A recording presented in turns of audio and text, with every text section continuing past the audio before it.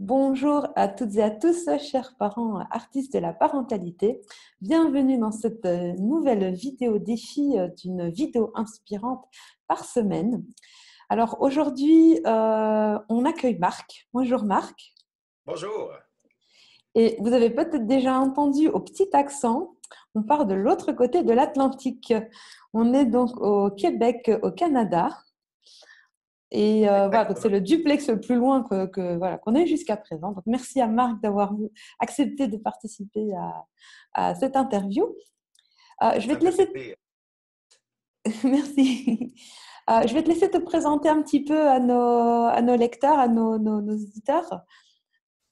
Parfait. Donc, oui, je suis Marc Baillargeon, né au Québec, au Canada. Et si vous avez des mots ou des expressions à laquelle vous ne comprenez pas, ben, faites-moi signe. Je trouverai une autre expression à laquelle pour que ce soit plus simple pour vous, du moins compréhensible. Donc, je suis papa, un papa de 42 ans qui a deux belles filles de 10 ans et de presque 5 ans. Et bien voilà, et j'ai été enseignant au primaire pendant plusieurs années. Et au fil du temps, j'avais le goût de me reconnecter plus avec moi-même et aller chercher dans mes valeurs qui sont beaucoup présentes pour la liberté, l'inspiration, la transmission. Tout ce que j'ai fait dans ma vie est en lien avec ça. J'ai donné des cours de Mhm. yoga Kundalini qui est très spirituel. J'ai fait bon, de la Zumba, en tout cas, bref. Et là, je suis, pour vous autres, vous appelez ça masseur. Pour nous, c'est des massothérapeutes. Donc, c'est toujours la reconnaissance. C'est pas juste un élément mécanique. Et avec tout ça, ce que j'essaie de transmettre à mes filles, ce qui est super important, c'est je voudrais vraiment qu'elles choisissent ou qu'elles fassent un métier ou du moins qu'elles apprennent à se connaître. C'est l'héritage que je voudrais leur laisser là, à travers ces valeurs-là. C'est super important pour moi. C'est intéressant ce que tu dis parce que c'est vrai que souvent, en tant que parent, ce qu'on se dit, c'est voilà, je voudrais que mon enfant soit heureux, je voudrais qu'il réussisse ses études, qu'il trouve un bon job. Et toi, je dirais, il y a peut-être un petit peu un pas plus loin, tu as vraiment une interrogation sur les valeurs et Oui. tu sais en fait où tu les amènes aussi avec ça. Oui, j'essaie au quotidien, évidemment, bon, tout va toujours très vite et en même temps de prendre le temps, lorsqu'elles vivent une émotion, de la nommer pour qu'elles soient Mhm. conscientes et que quand elles ont, on est souvent inspiré par nos propres enfants hein, parce que Mhm. en très bas âge, ils peuvent à une minute près se mettre à pleurer, faire une crise et 30 secondes plus tard, c'est la joie totale. Donc, j'essaie de garder cette conscience-là pour qu'elle soit épanouie et de ne pas leur mettre trop de freins. Beaucoup trop d'adultes, Mhm. en étant entrepreneurs et en développant des projets, les gens se recherchent, ne savent plus qui ils sont. Donc, en tout cas, j'ai cette conscience-là de vouloir les garder les plus authentiques, les plus intègres avec elles-mêmes au travers de mon rôle de parent. Mhm. C'est bien que tu parles d'authenticité parce que je pense qu'effectivement, c'est une clé à beaucoup de choses dans la vie, notamment le succès, mais aussi vraiment l'épanouissement Ouais. personnel. Comment tu fais? Est-ce que tu peux nous partager peut-être l'une ou l'autre clé? Comment tu les aides à rester authentiques, tes filles? Ah. Euh, une question qui n'est pas si simple à répondre, mais cette authenticité-là, bon, d'abord, chaque enfant a son propre caractère, sa personnalité, et de faire en sorte que d'être toujours, parce que se plaindre ou ne jamais être content, c'est sûr que c'est leur rôle, je crois, de se plaindre à propos des parents, mais c'est d'être toujours en mode solution. Parfait, tu n'es pas satisfaite de quelque chose, donc qu'est-ce que tu peux faire pour pouvoir quand Mhm. même être heureuse dans tout ça? On vit tous les moments de repas où est-ce qu'elles ne sont pas satisfaites de ce que l'on fait. Parfait. Donc, si c'était toi qui avais à faire le repas, qu'est-ce que tu ferais? Évidemment, à 1 an, 2 ans, elles ne peuvent pas faire proposer autre chose. Mais celle qui a 10 ans, ben, il m'est arrivé de dire, parfait, tu ne veux pas manger ça, alors toi, prépare le souper. Et évidemment, bon, c'est la colère qui embarque, mais c'est ça. Tu veux que je me brûle je ne sais pas comment vous appelez ça en France, la cuisinière, sur la cuisinière et tout ça. Donc, ça me permet de pouvoir lui montrer déjà à cet âge-là à ben, faire des pâtes, faire cuire des pâtes, des choses simples, mais qui sont tout à fait accessibles pour eux. Donc, cette authenticité-là, c'est beaucoup par la communication Mhm. qui est importante et en même temps, donc, c'est ça, c'est un exemple qui me vient en tête. Est-ce que je réponds à ta question? Est-ce que c'est... Ouais, tout à fait, tout à fait. Mais en t'écoutant, je me dis aussi, Oui. est-ce qu'il y a une forme de lâcher prise du parent aussi, peut-être, pour laisser le parent dans l'enfant dans son authenticité? Je pense que c'est le défi de tous les parents de, oui, le lâcher prise et savoir mettre un cadre autour de l'enfant, bien évidemment, pour pouvoir qu'il ait des repères puis qu'il ait confiance en nous, tout en n'exerçant pas un contrôle parental absolu qui va les Mhm. étouffer. Et ça, c'est difficile. Et en même temps, quand j'étais enseignant, je sais que dans ma classe, moi, c'était les règles, bon, comme tout le monde de base, étaient super importantes.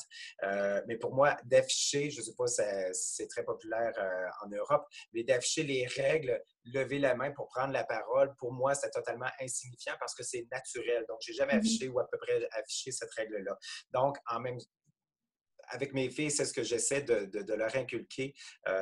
C'est-à-dire qu'il y a des règles qui sont à respecter pour moi, qui sont super importantes et elles développeront aussi leur propre valeur au fil du temps. Par exemple, lorsqu'on quitte la maison, j'aime bien qu'à mon retour, la maison soit accueillante. Donc, de ranger les choses avant de Mhm. partir, du moins ce que l'on voit. Je ne veux pas dire que c'est impeccable partout et en tout temps, mais Que tu ouvres le de tiroir. non, non. Mais voilà, donc c'est un autre aspect. Là. Mm. Donc, c'est vraiment de donner un cadre Oui, et de les puis laisser en évoluer à même l'intérieur de ce cadre, en fait. l'expérience, je suis beaucoup pour l'expérience auprès des enfants, qu'ils vivent leur propre expérience et toujours avec un cadre bienveillant, bien entendu, pour que la sécurité soit là. Je ne voudrais pas que les autres parents prennent ça comme si j'étais un parent insouciant, mais pas du tout. Ça prend un cadre. La Mhm. routine, par exemple, du dodo, ça a toujours été la même. On se répète les mêmes paroles depuis 10 ans et avec ça, ils sont très confortables. Donc, quand j'ai m'absenté de la maison et que c'est un gardien ou une gardienne qui vient s'occuper d'elle, ben, ils me disent souvent, ben, c'est très facile avec tes enfants parce qu'ils savent où est-ce qu'elles sont les choses pour ranger, ne serait-ce que la vaisselle ou sortir les pyjamas, bon, prendre les collations et tout ça. Donc, ça, c'est tellement routinier et ancré, c'est super important. Parce que je me rappelle, moi, qu'à l'école, comme enseignant, les élèves étaient confortables avec la routine. Ils savent ce qui s'en vient. Donc, ça, c'est un aspect pour moi qui est l'heure du dodo, des bains et tout ça. Donc, ouais. Pour qu'elle se retrouve dans Oui, oui, l'espace-temps. oui. Mm. En même temps, en ayant une certaine souplesse selon, je suis beaucoup, moi, oui, il existe des règles, mais en même temps, ça dépend toujours du contexte, donc ça peut varier. Donc, quand un enfant, mais c'est sûr que moi, j'ai des filles, j'en ai une, ma plus vieille, et elle a une personnalité anxieuse, stressée, donc c'est lui dire, OK, on sort du cadre un peu, de la routine, qu'est-ce qui peut arriver de pire ou Mhm. c'est quoi, en quoi ça va te déstabiliser, puis elle va le nommer, puis on se réajuste avec tout ça. Donc, ce lien de confiance-là est super important pour que, comme adulte, elle puisse être le plus heureuse et épanouie possible. C'est un chouette conseil, c'est un chouette outil que tu viens d'évoquer pour les parents qui nous écoutent. Je pense que vraiment d'inviter les enfants comme ça à mettre les mots sur ce qui se passe et d'appréhender leur peur aussi, et de se Oui, dire finalement quelle est la pire chose. Et finalement, en creusant, ils se rendent compte que bah, au pire du pire, c'est pas si grave.